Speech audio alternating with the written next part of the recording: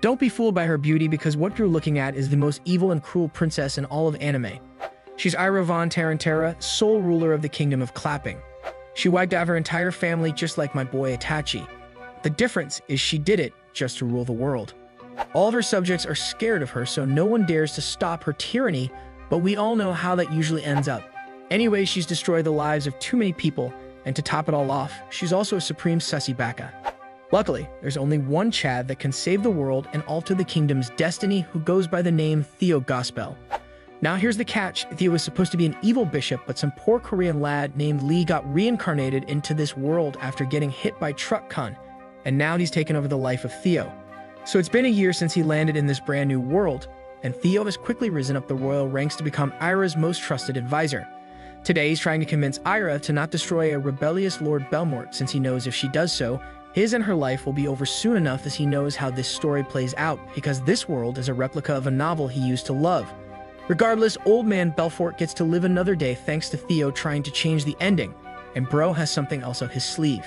Turns out, Belfort's daughter Clara got captured by Theo's men the day before, allowing him to have the upper hand to make sure Belfort does not attempt any funny business while sentenced to life in captivity within the castle walls.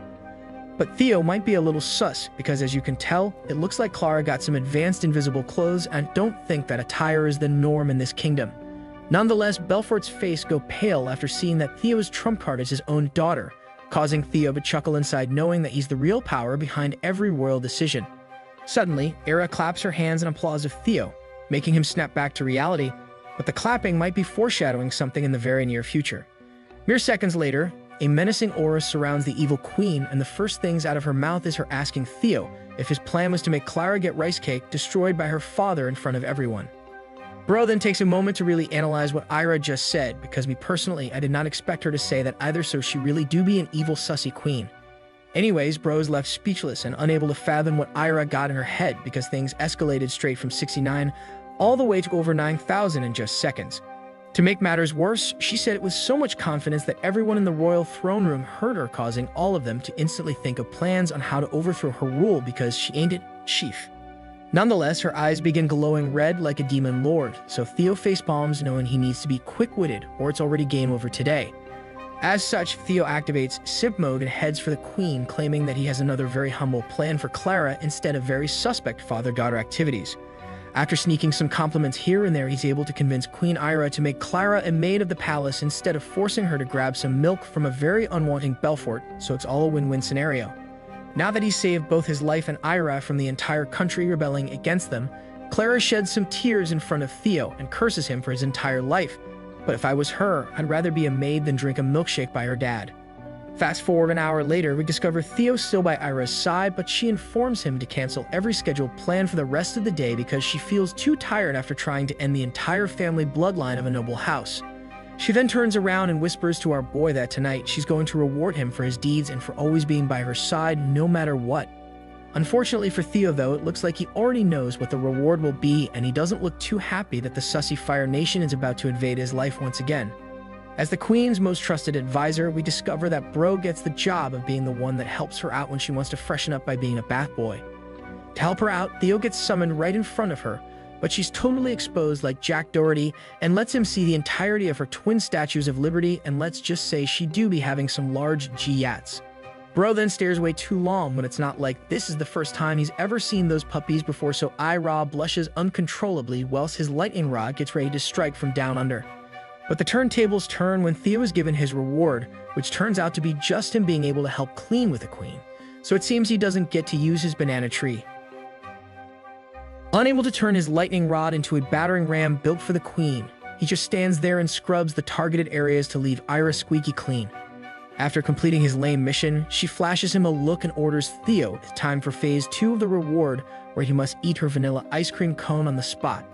Theo sighs knowing that he doesn't get anything in return, and this isn't something he would call a reward because it's a one-way street, but he just nods and does as what the queen wants. So with the queen enjoying his reward, Theo is busy thinking to himself how much he hates her, and she's just lucky he hasn't finished his plan of taming every princess in this world to do his bidding, including her. Regardless, with Ira sounding like a broken record that continually repeats the same sussy sounds over and over again, Theo gets visibly frustrated that he can't properly use his pepperoni to pork out on the queen. But since he wants to keep his head, Theo tries his best to always make sure she hits her climax of the mountain, but rest be assured, he's going to rule her world very soon.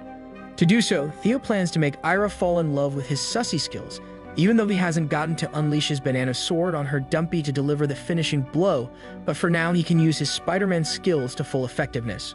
Nonetheless, Theo continues to accept his reward graciously, so he's able to make Ira succumb to defeat twice with the use of only his fingertips, so just imagine what Bro can do when he unleashes the real weapon he's been hiding. Now that Ira got defeated twice in a row by Theo, she happily tells him he can make his leave as she's going to finish cleaning up by herself. After drying up like dried mangoes, she calls a sleepy Theo to help her brush her hair so it looks like he's the one that's being tamed right now, because this isn't what a normal royal advisor would do for their queen. However, as he brushes her hair to her liking, Theo takes this prime opportunity to privately ask her for a favor and jokes on us. The favor has nothing to do with being a sussy baka. It's then revealed with Ira's fury that he tried to convince her to add another advisor, but she took it the wrong way, making it seem like Theo wants to quit being her only trusted advisor. Upon seeing her look like she's about to rip him a new one, he retracts everything he said, even though the only thing he asked for was an assistant because he can't handle everything she keeps asking him to do by himself. Now that it's clear she wants no one other than him by her side, Ira quickly drops a bomb on Theo and mentions how the royal expedition is returning tomorrow. Fast forward the next morning, Theo didn't have enough time to prepare for the expedition suddenly returning, so he tries his best to keep his composure, knowing full well that his life is on the line if things unexpectedly escalate. But much to his horror, the royal council gets interrupted by a female knight from the expedition who's still in full armor with battle axe in hand, so it looks like trouble has found its way in. Sure enough, the crimson-haired warrior swiftly sent one of the lords of the council to the afterlife with one simple slice without saying anything. After breaking rules of royal conduct without any care in the world, she removes her helmet, where we learn that she's Elda von Lioness, or should I say Elda von Batty, cousin to Ira and one of the princesses of the top noble houses. Eventually, Theo steps in and begrudgingly asks Elba to sheath her weapon, but big props to our boy, since I wouldn't want to speak up to someone that just came out of nowhere and clapped a council member without anyone stopping her. Unfortunately for Theo though, Elda feels insulted that someone just tried to tell her what to do, so she whips out her giant battle axe again and aims right at him. But right before she's able to make Theo reincarnate to another world, Ira steps in and orders her to stop what she's doing, but Elba just plays it off like it was just a prank, bro. Fast forward to the evening, we find Theo looking like he's hating life because he's stuck at a banquet dedicated to Elga, and he happens to be the only dude there. Usually you'd be super happy if you found yourself stuck in a room full of girls and you're the only guy there. But it turns out all the girls here do not prefer boys, so he's stuck in an unlucky situation. To make his evening more worse, Elga ganks him out of nowhere and singles him out the entire time, so he's stuck doing what Elga wishes unless he wants to feel the wrath of the crimson blonde princess. After being forced to drink the entire night by Elga, the two make it to the courtyard, where she continues to pester him and make fun of him for not being able to hold it in. However, the turntables turn when Elba changes the conversation and asks if the rumors of him having a special relationship with the queen are true. Theo then pulls out an Oscar-worthy performance by making it look like he can't believe Elga would ask such a thing, so he vehemently denies it in front of Elga and turns it around on her. Bro then makes a good point to her that if he were to have a special relationship with Ira, then there's no way she would still be on the throne. After being reassured that he's not been secretly sticking a banana tree deep inside Ira's castle walls, the sussy turntables turn when Elga whispers to him that it's just the two of them right now. She then tries to remind him of their good old times, hinting to the fact that these two have had a special bond before, so she orders him to go along with her request, making him look scared in the process. With Theo again speechless, he says nothing, but Elba keeps yapping and ends up telling him to close his eyes as she's about to reward him for apparently advising her dear cousin Ira very well. Turns out, the only reason Theo looks scared is because he used to be a slave part of the lioness family, so he's afraid that this surprise might actually be torture, so he braces for impact. But much to his surprise, the only torture he's going to feel is his lightsaber wanting to burst out of his pants, since Elda ganks him with a kiss, which isn't something that usually happens in the novel. Mere seconds later, Theo pulls off a big brain move and activates his sussy jutsu by returning the favor, so he directly attacks her twin pyramids of Giza while swapping personal liquids like no tomorrow. However, things got too spicy for the princess of the lioness family, so she pulls back like how I like my pulled pork and stumbles upon her words, not expecting Theo to suddenly become a Chad out of nowhere. She then begins blushing profusely, so she has to look away to prevent Theo from seeing. But then she orders him to never do something unexpected ever again unless he likes pineapple on his pizza like a true cultured person.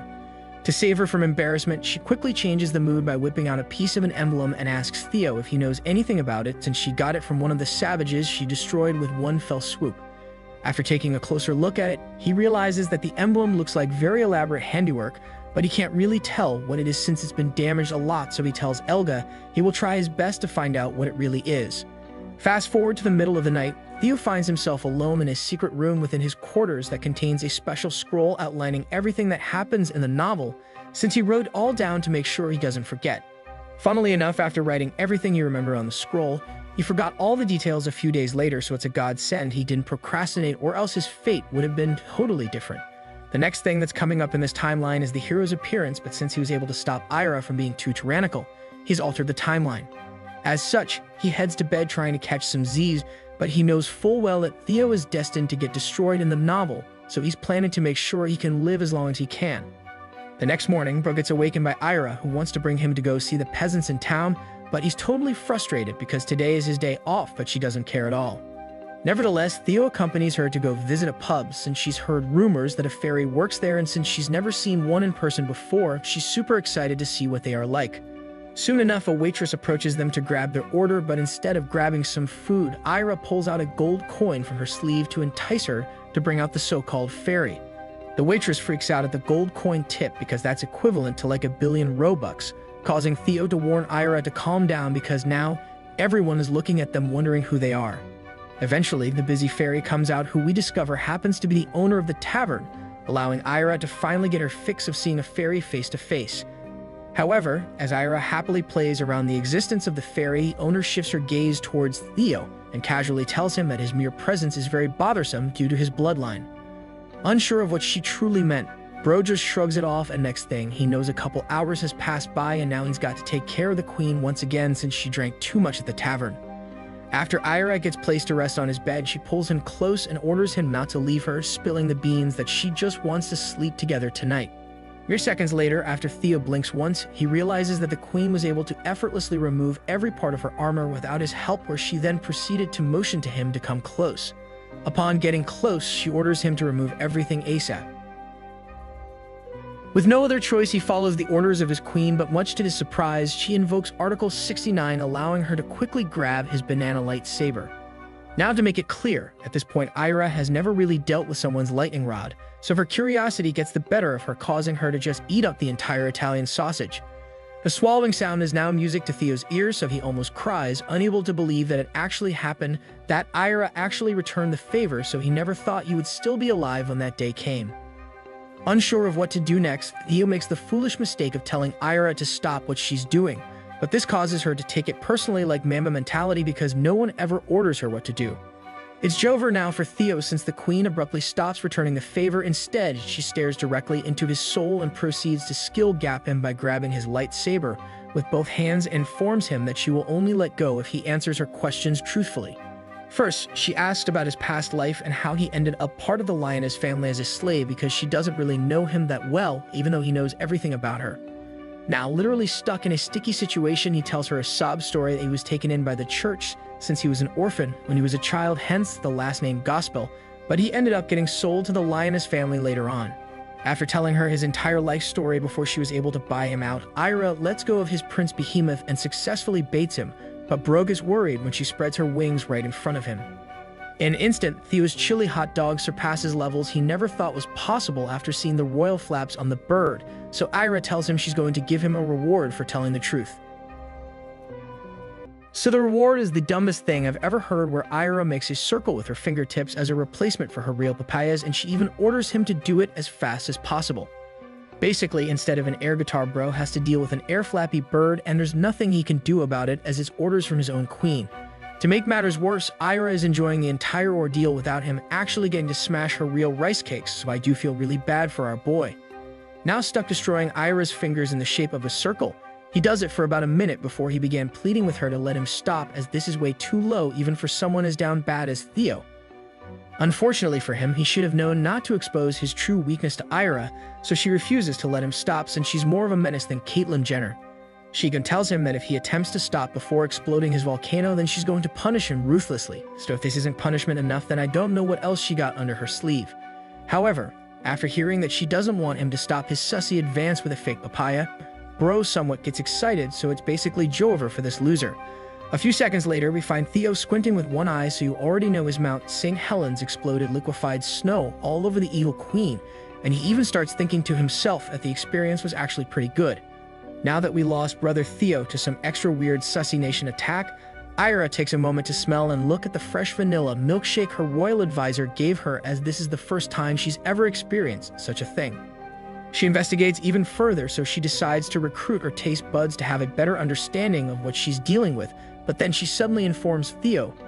there is nothing he can ever do that would make her punish him with death. So I guess bro got that tasty vanilla protein Reese, because I couldn't even tell if that was Ira trying to be romantic. Anyways, now that Theo witnessed Ira use her taste buds to better connect with him, he takes this as a positive sign for him to finally ask her a simple request he's had on his mind for a very long time. As such, bro takes a deep breath and proceeds to ask her if she would allow him to quit being by her side, as he doesn't want to be a royal advisor to the queen any longer.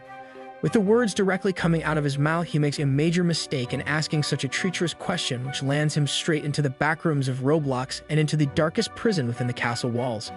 He's even chained to the ground with a massive 200-pound concrete ball, so it's too bad bro only got the brains when he got reincarnated here instead of real power. As he contemplates on what to do with his life, he gets ganked by a mysterious figure who's lurking in the shadows, but he can tell that the hidden person is a girl due to their bombastic figure.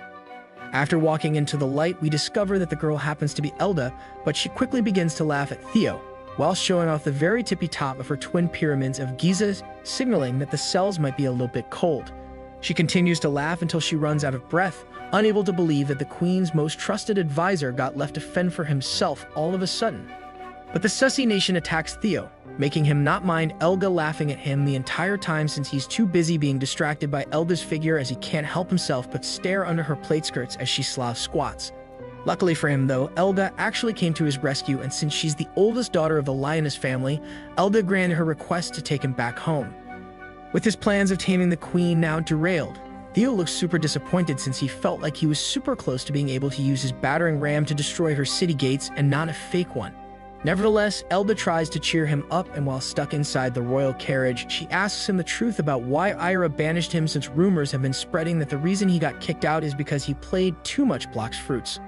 After pestering Theo some more, he ends up spilling the beans and informs her that the real reason he got banished from the castle is because he tried to quit his job and Ira was not having any of it. Upon learning the real reason, Elda gets confused, since she knows her cousin, and there's no way she would jeopardize her relationship with her most trusted advisor over such a trivial thing. Unbeknownst to her though, Theo planned to get banished by Ira, as he knew Elda would come knocking, and he's planning to pull off some Game of Thrones style moves, and to do that he must visit House Lioness. Suddenly, the turntables turn, so Elda stands up and tells him that it's her turn to punish him now for disrespecting her bloodline. Unsure of what the punishment could be, Theo closes his eyes because Elda forces him to, but deep down, we all know he's hoping that she's going to transform into a sussy baka instead of her actually penalizing him. Mere seconds later, bro starts feeling a 5-finger discount near his banana tree, so just as he hoped, she transformed and became one with the sussy Autobots. Soon enough, the author adds blush on Elba's face, so you know things are about to get serious, since she ends up moving her hands right on top of Theo's bulging Titanic, whilst telling him that this is going to be a special punishment. Although they expected her to do something along the lines of being a sussy Becca, Theo didn't expect her to outright remove his diamond-plated pants while still on the journey home, since anyone can catch them at any time. But before Theo could say anything to stop Elda, she reassures him that they won't get caught because this is an exclusive royal carriage and no one will dare to peek inside unless told to. Honestly, I'm all for Theo to finally relieve his banana tree plantation after his weird encounters with the queen, since he basically deserves getting to tame the princess of House Lioness. Nonetheless, Elda goes crazy in this action scene to make sure Theo remembers the good old times, as it's revealed that the first time he experienced his Italian salami being wrapped with something else was with Elda back when he was still part of her family. Suddenly, something clicks inside Theo's head which activates his sussy skills, causing him to take charge of the situation like a Chad, so he starts hearing Elda fight for air when he takes things up a notch. After seeing Theo in a different light, Elda pulls away looking like she just found out what makes her life exciting again, so she asks him what he's trying to do. Clearly, if she tries and starts Theo's Tesla in the middle of nowhere, he's going to use that charged up Tesla to make sure she knows what's it like to ride electric using his advanced lightning rod. As such, Theo brings Elda close and whispers to her that whatever happens in a royal carriage stays in the royal carriage, so she better be ready for him to repay her favor. 2 seconds later, Thea rips apart her defensive armor, making her rocky mountains come flying out like very firm jello, so it looks like it's finally time for a real 1-versus-1 duel between the two. Now that her impressive bags of lactose-free milk are out in the open like the bald eagle, she looks Theo right in his eyes and asks him what the heck happened to him, because he's never been like this ever before, even back then. Turns out, Theo has been spending a lot of time paying attention to his math classes, since everything he's done up to this point have all been very calculated moves to make sure he survives as long as he can in this world. And since Elda is one of the highest-ranking nobles in the entire kingdom, he plans to tame every princess, as he's going to catch them all like Ash Ketchum. But first, he must succeed with his current target. It looks like it's easy enough though, as it looks like he got to buy an operator on round 1 whilst everyone else had a pistol, since Elda is the first person he ever got to really know in this world. Now the crazy part in all of this is that the Crimson Blonde Lioness continually emits a super loud battle cry as Theo ramps up his sussy jutsu, but for some reason, no one can hear them, even though this is the age before soundproofing. Regardless, Theo quickly amps up his advances, and before he gets to whip out his Beyblades, he tells Elga that she can tell him to stop his attack at any time, but all she does is look to the side, before telling him to keep on going. Now that he knows the road is clear to her paved city gates, he activates some more Wizard of Oz skills to make sure her affinity towards him have surpassed her limits, so there can no longer be any turning back if things get too heated. Eventually, he makes his way towards the large G-Yats in front of him and proceeds to slam the dumpy into position, where he then combos his attack by telling Elga that even though he's stuck in the palace now, he will always be hers first and foremost no matter what happens. Elga then transforms into an Alice look-alike from Sword Art Online after she closes her eyes, unable to handle the intense force coming from Theo's taste buds, so she looks like she's about to pass out even though his banana tree has not yet joined the battle. Nevertheless, Theo is able to make Elga cross the finish line once during their duel, so she's already stuck hook, line, and sinker, because she ends up asking him to please send his dark lightsaber her way. After asking him to show her how it's properly done, hearts begin appearing on her eyes, so it looks like it's finally time for Theo to actually get rewarded after a long-lasting battle of him unable to whip out the banana sword. With an unamused look, he tells her that it seems like she's ready and fully prepared for his spicy sausage, so Thea readies to unclog the blockage with the biggest spirit bomb she will ever experience. Bro even goes as far as to announce that his battering ram is about to enter her royal highness, but Elba tells him to hurry up since she ain't waiting till she turns into a grandma. So to appease the princess, Theo abides by her demands and quickly engages his rocket boosters, which instantly gets Elba's spaceship going, so all you can see and hear are all French love languages. After finally getting rewarded, Theo lets all hell loose, as it's been over a year since he's entered the promised land, but it looks like he's trying too hard to be like his idol, Dwayne "The Rock" Johnson. Now that he's cosplaying The Rock thanks to his banana tree going ham, he continues to raise the sussy levels over 9,000 by grabbing Elda like she's some sort of royal handlebar. Nonetheless, Elda orders him to never stop due to how amazing rice cake smashing is, so she tries her best to make sure she doesn't pass out from the sheer gravitational force his siege equipment is causing on her royal spaceship. Luckily for her, Ro put all his points in stamina to max out his levels, so Thea looks at her and smiles while telling her to not worry because he's barely even started the invasion.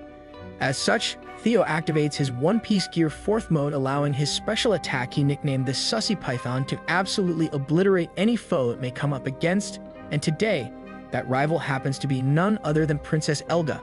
It's show over now for the princess since he starts barraging her, with moves like the Gomu Gomu no Sussy Master, which causes her water levels to leak faster than a sinking submarine, so I hope the castle maids are ready to clean up.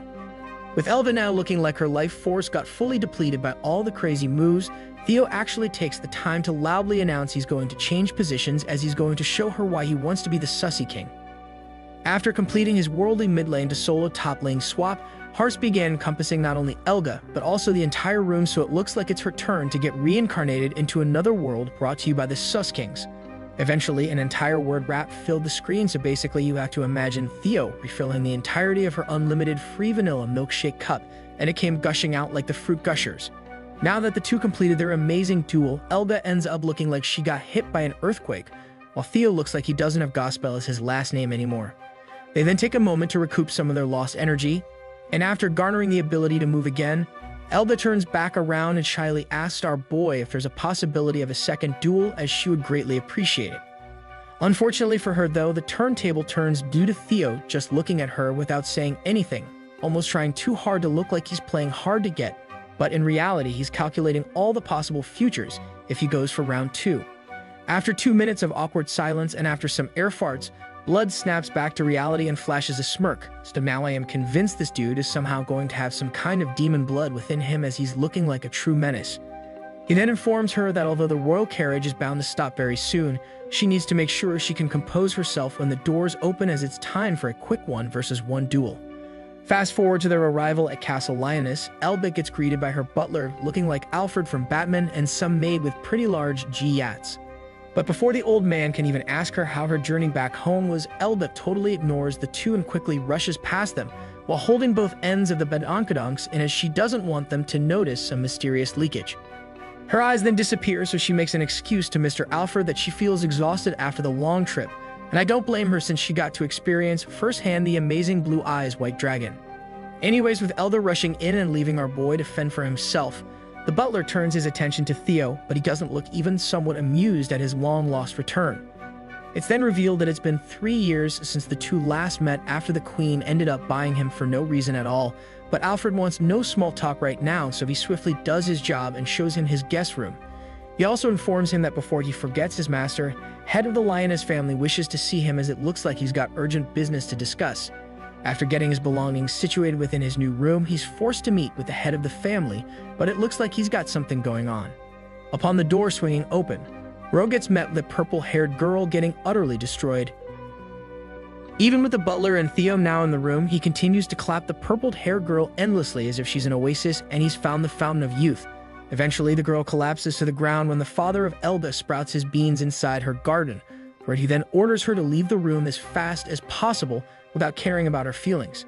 But since this girl is not his wife or even his girlfriend, all she can do is abide by his requests like a Nickelodeon star from back in the day, so she goes as he wishes. After grabbing her clothes from the corner of the room, we discover that Perpy happens to be a random maid of the castle, so she quickly runs off into the sunset, hoping for the Oilers to get past the first round. On her way out, she passes by our boy, who bows before her, but the two say nothing to each other, and I wouldn't either, but for some reason, Theo looks unfazed at all, so he might actually be part of the Sussy Face clan. With the girl now gone, Theo steps forward and introduces himself, where we learn that Elba's father is the Marquis of Angmar, and his name happens to be Reinhardt, like the tank in Overwatch, and that's pretty funny, because he does look like him. However, as Theo continues formally introducing himself, Reinhardt cuts him off mid-sentence and tells him to stop being so stuck up like the mean girls, and proceeds to tell him to sit down so they can go straight to business. Accepting his request to cut off the meaningless chit-chat, Theo drops the Nagasaki on him and informs him that by the power of the sole ruler of the kingdom, he's relieved all of his duties as royal inspector. Now shocked to his core, the fierce Reinhardt slams the table in front of him and tells him that it's impossible, as fury builds up within him, claiming that not even Ira has the power to do that unless she wants to invoke a rebellion against her. With the Duke now off his rails, Theo stands his ground and alerts him that he's just Ira's messenger, so please don't get it all in his pants. But regardless, bro ends up catching strays left and right from the Duke. His aura then begins to engulf him, and as he closes the gap and gets closer and closer like it's Theo's final destination, our boy doesn't dare attempt to blink, since his life force could instantly go to 0 at any second. Reinhardt then locks in the DPS role instead of tank, so it looks like it's Joe over for us, so Theo closes his eyes as it looks like he's about ready to go back to his real world. But right before the Duke could go Elden Ring on his head, Theo uses the voice from Dune and orders him to replace Sir Fargus to become the new Prime Minister of the kingdom, which totally confuses the Duke. So basically, Reinhardt got baited into thinking he got stripped of all his powers within the kingdom. But in actuality, he just got promoted to the second highest rank, right behind being the king or queen of the kingdom. It's then revealed that our boy is trying to be like Littlefinger, using the queen to advance his plans, as it was actually his idea to replace Sir Fargus, as he knows Reinhardt would be loyal and he can use him as an omen smoke if anything ever hits the fan.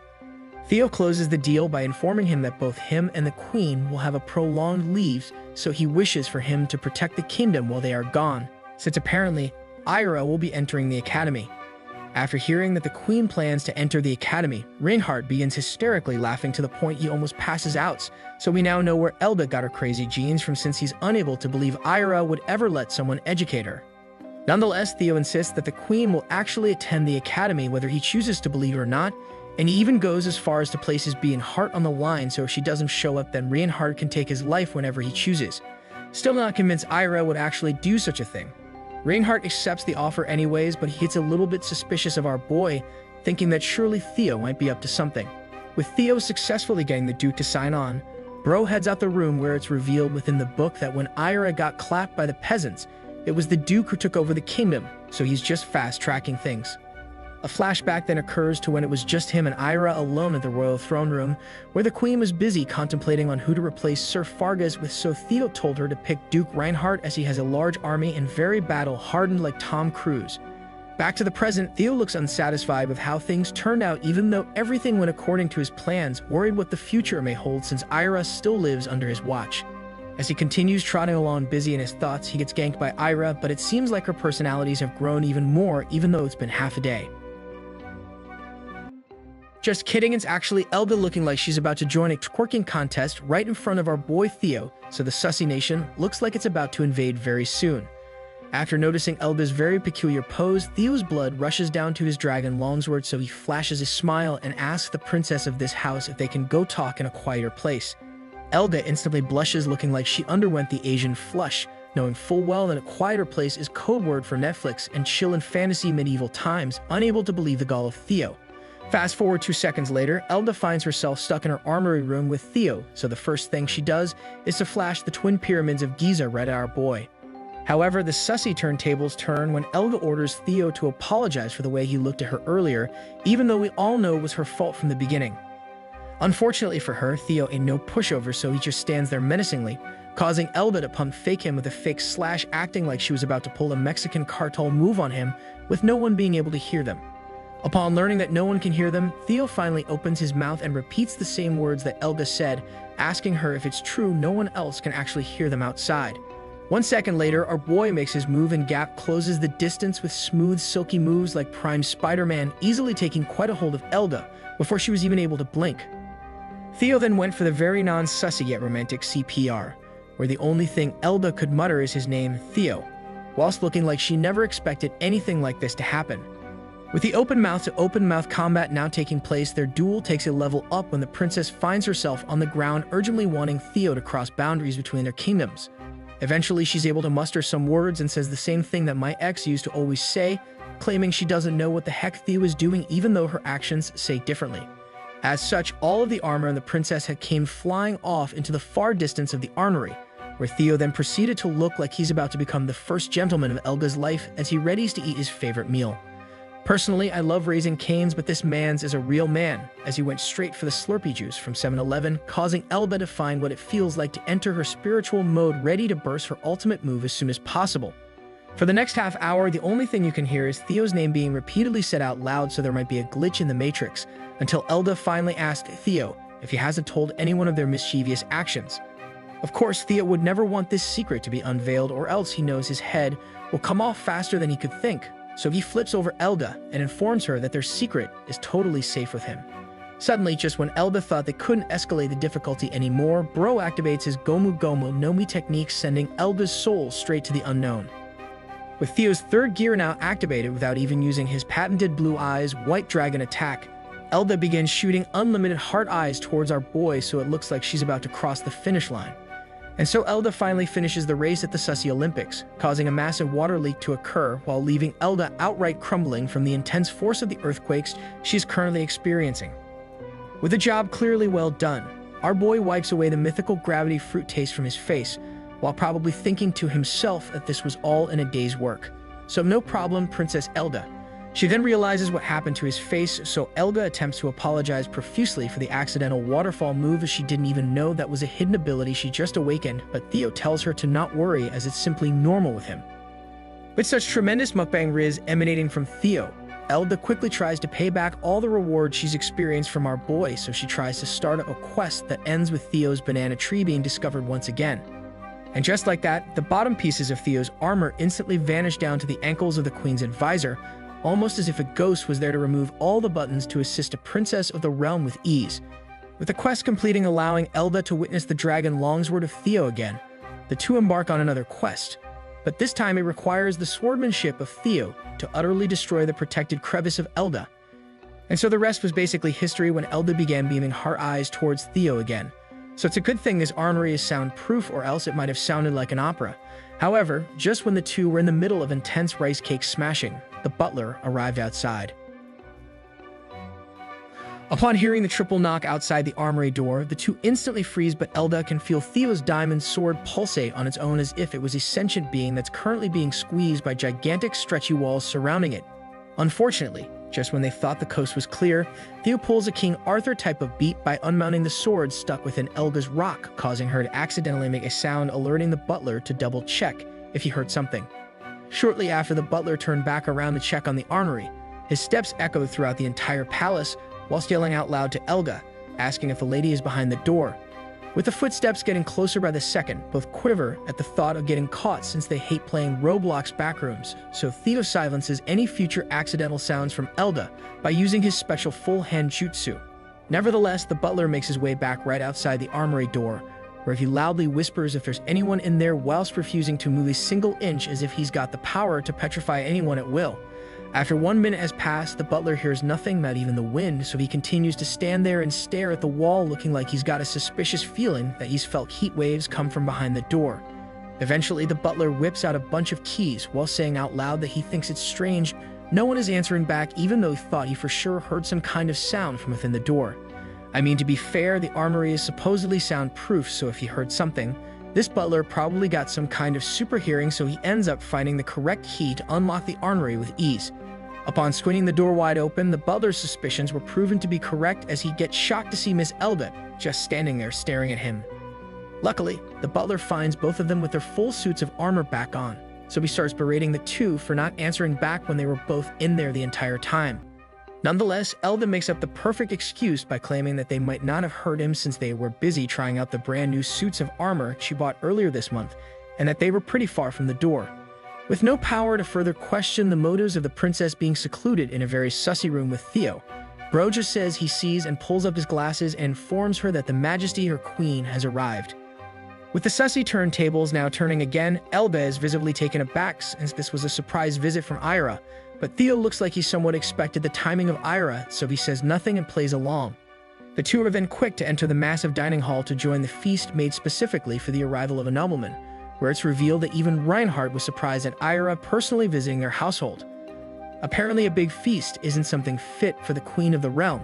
but somehow the evil Queen Ira doesn't mind not being appropriately welcomed, but she's quick to smile and tells everyone not to worry since she's enjoying dinner very much. Fast forward some more cringe small talk, and anxious Reinhardt eagerly asks Ira why she has decided to arrive unannounced, since this is something she's never done before. After picking up a glass of happy times, Ira continues on with her clearly peaceful acting and straight up tells Reinhardt that she's here to personally congratulate him for basically becoming the next prime minister of the kingdom.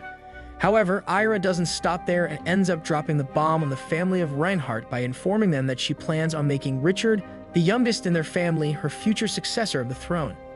Totally confused as to what just unraveled, a shocked Reinhardt gets up and asks the queen why she thinks his son is the ideal successor to her throne.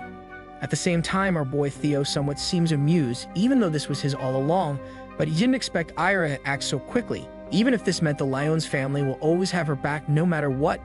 Suddenly, as Theo is stuck trying to big brain some more chess moves 69 steps in advance like Magnus, he gets ganked by a towering Elda ordering him to explain everything, since he didn't spill the beans to her, except he spilt the milk instead.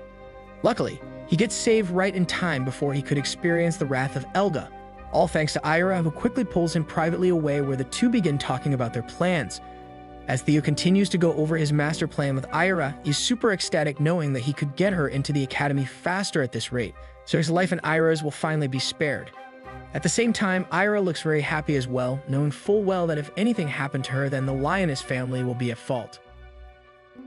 However, as Theo bids farewell to the queen, we learn that Ira actually has a sister we haven't met yet, and it seems like Theo wants to loosen up his relationship with her, but I don't know if he meant it literally. Nevertheless, with Theo saying goodnight to the sussy queen, Ira attempts to do some anime style, hinting that she wants our boy's company for the night.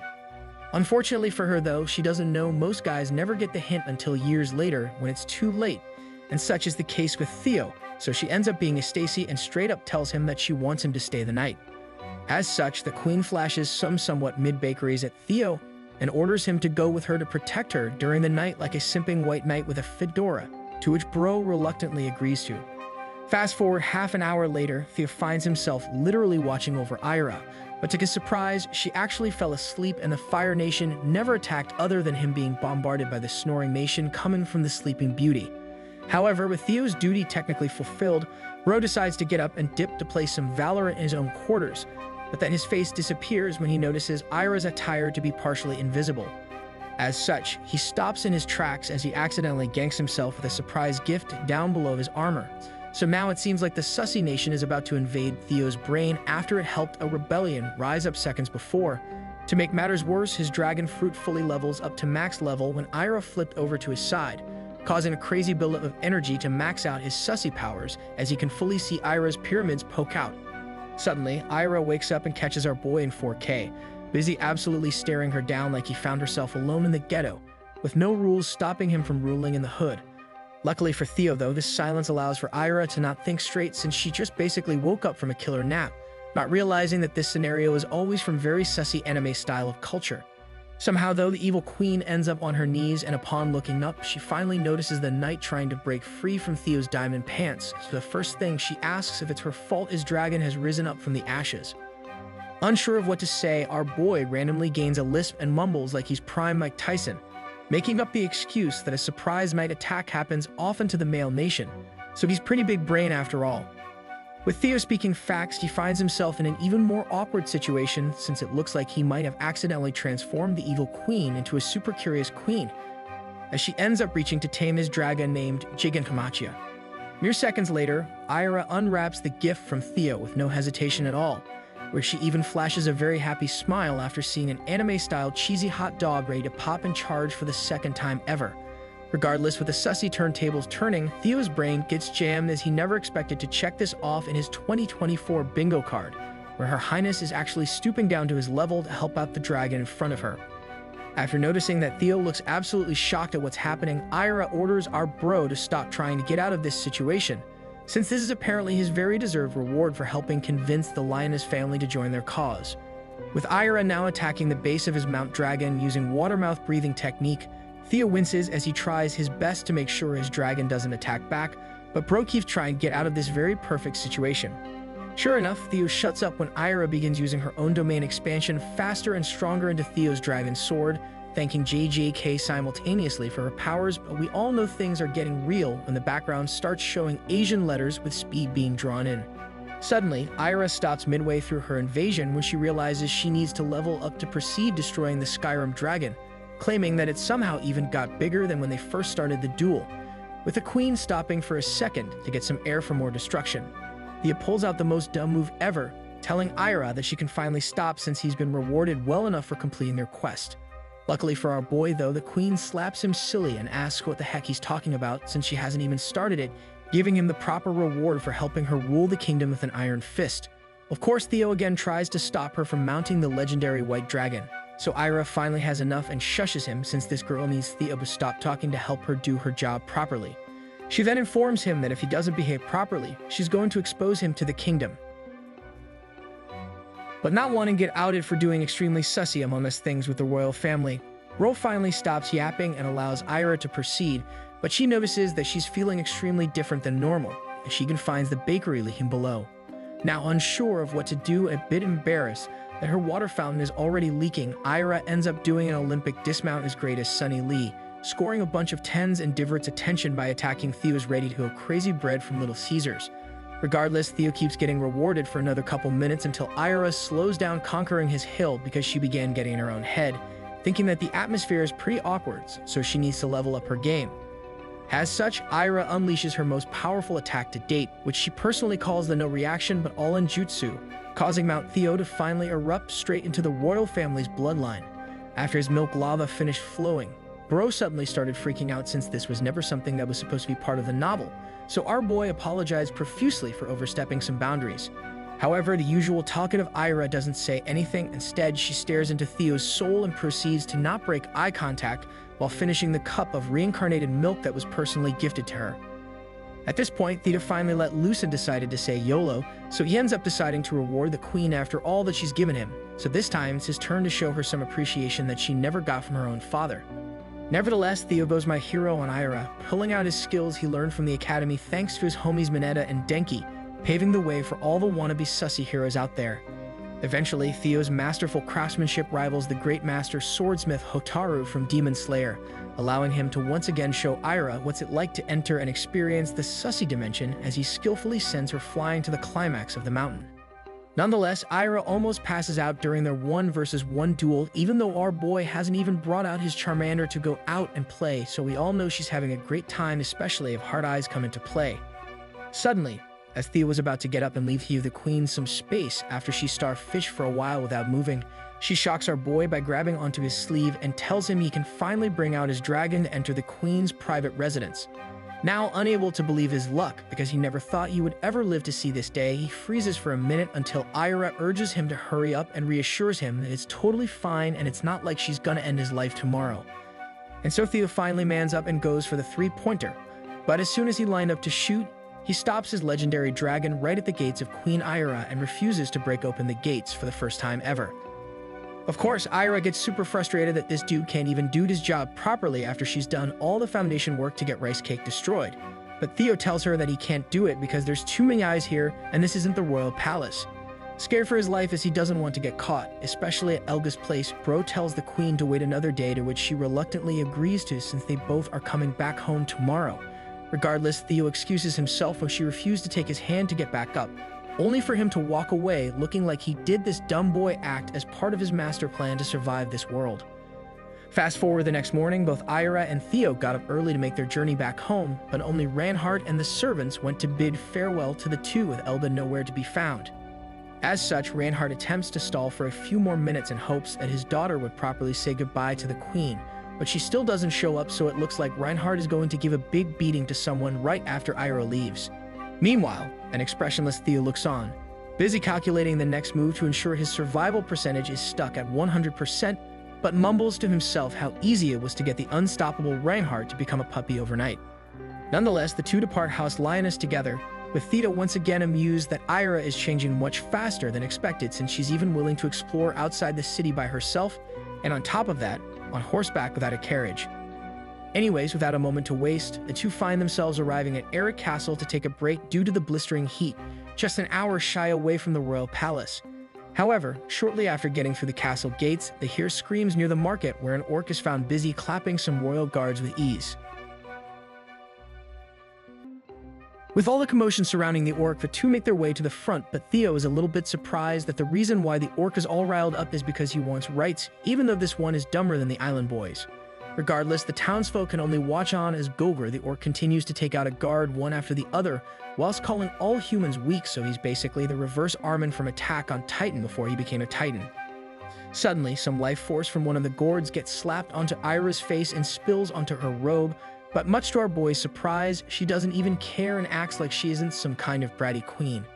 As such, Theo turns on Mega Simp mode to get revenge for spilling some blood on the queen, so he removes his cloak that was covering his face and proceeds to confront Gogor.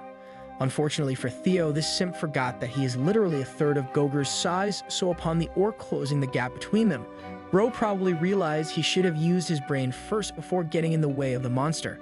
However, since Gogor's IQ is lower than room temperature, his anger subsides when Theo falls on his knees and yells at him that he can make his wishes come true. But as he yaps on and on about all the things he can make happen for him, Gogor ends up getting bored while scrolling Instagram, so he takes it upon himself to relieve his boredness by attacking Theo for not explaining how he's going to make his wishes come true. With Gogor on the offensive, the crowd behind them can be heard audibly gasping louder than Riley Reid, causing some of the townsfolk to yell for a wizard to come save our boy since it looks like he's about to turn into a can of Campbell's soup. Suddenly, Gogor flies into the sky like my hopes and dreams slipping away, with the blue aura masking his entire body, causing him to be unable to move as he's stuck frozen in midair. With the townsfolk prayers answered and with Theo getting to live another day, the crowd erupts and cheers louder than a Taylor Swift concert, but Ira makes her way beside our boy with her hood still covering her true identity to make sure Theo is okay.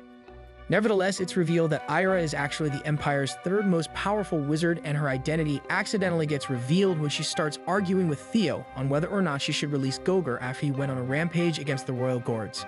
Eventually, Gogor is set free when the queen reluctantly lets him go after Theo makes the point that orcs like him never ever attacks human in this world unless someone else ordered them to attack due to their low intelligence levels. As such, Theo walks up to Gogor only to find him in fetal position looking absolutely terrified due to him never witnessing the powers of a wizard before, but Bro just tells him that it's okay since he believes it's worth saving Gogor.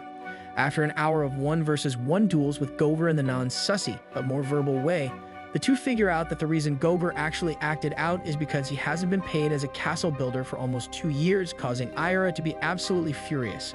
Suddenly, the now pacified Gogor looks mortified while pointing behind both Theo and Ira,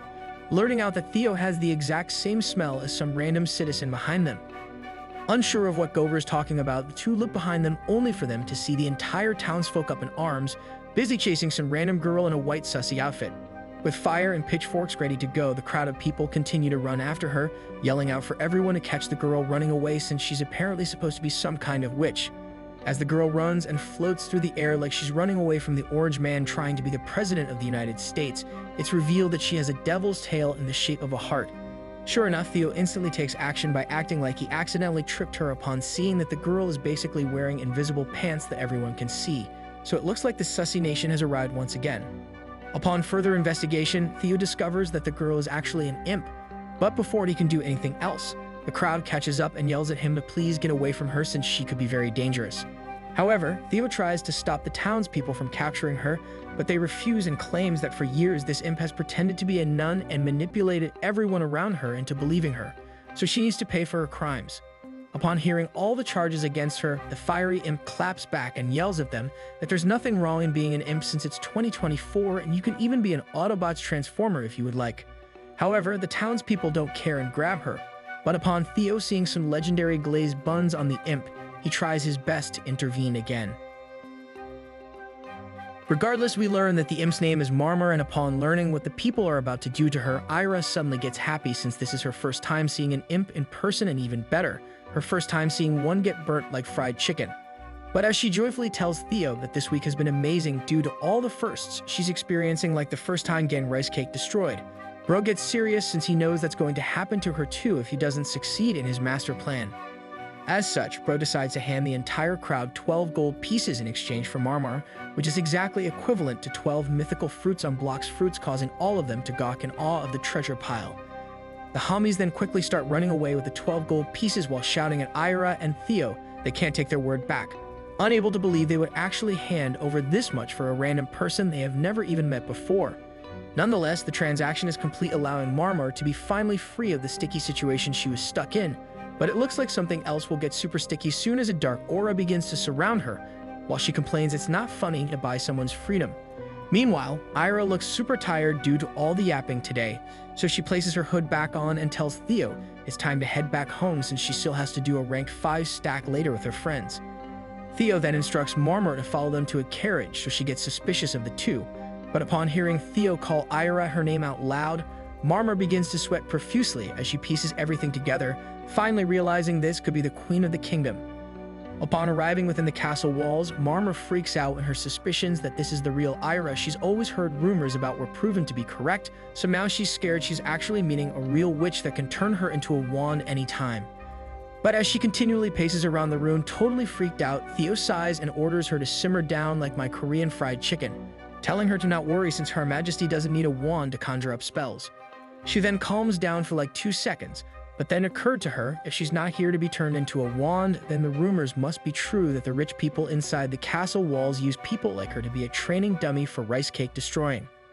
Luckily for her though, as she thinks of all the ways all the golf holes will get a hole in one, she gets snapped back to reality when Theo asks if she was the one that paid off the orc to cause the scene from earlier.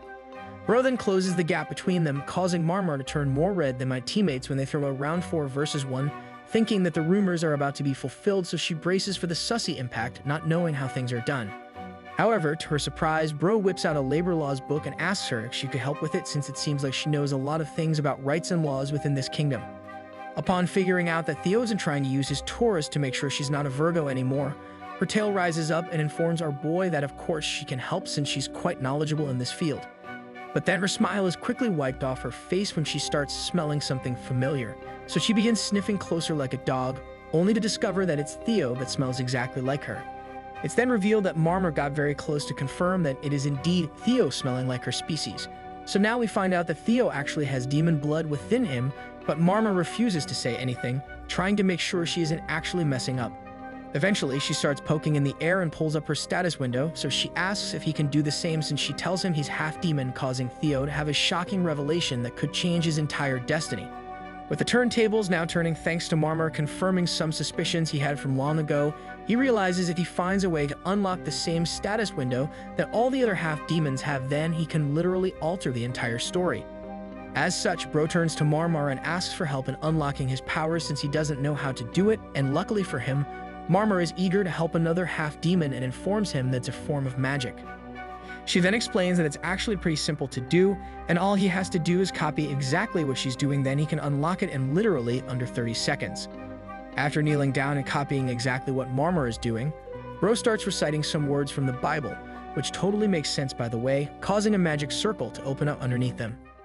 Marmor then orders him to slowly open his eyes, and upon doing so, Theo is able to see a blue status window telling him it's sealed due to cyanide.